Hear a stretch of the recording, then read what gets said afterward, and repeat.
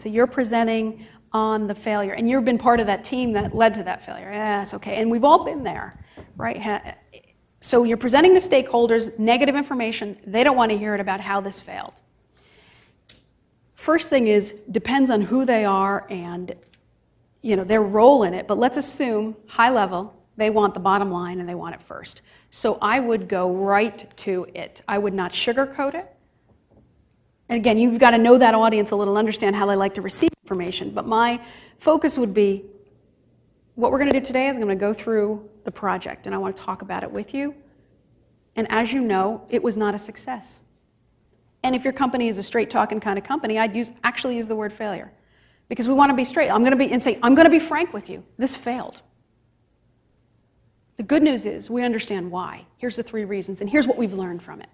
So you never want to present a failure without presenting the lessons learned or the best practices or how we're going to remedy it, how we're going to deal with the damage control, whatever the repercussions are. So I would go in and tell the truth. I would be direct. I'd also practice this because especially if you feel part of that failure, maybe you led the team or you were involved, it's hard to get those words out. We failed, or maybe I failed. So I would practice that with a colleague who you respect and videotape yourself or go in a mirror so you can say it with a straight face. Sometimes when we're nervous, there's maybe a tendency to kind of giggle a little bit. I've seen people do that, and you don't want to do that when you're giving bad news. So I'd make sure you're serious, you're focused, you're organized, so you look put together, you look like you've got your notes and everything that you need so they can have confidence. And then be ready for the hard questions. Practice those ahead of time. Because if you rely on, what do I say in the moment, that's dangerous because you might say the wrong thing. In retrospect, it's not the best thing to say. Also, a word about politics.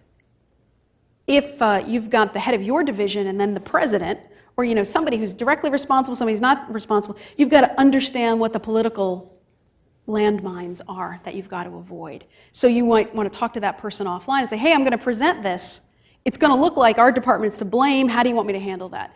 Not that you're spinning, but sometimes it's how you present the information. So make sure you're understanding the political landscape, because that can also be very devastating. If you accidentally give the wrong impression and they walk out of there thinking X and you meant Y. Yeah, so it's not easy. This is high-stakes communication. Practice it, get some feedback on it before you go live into the Shark Tank.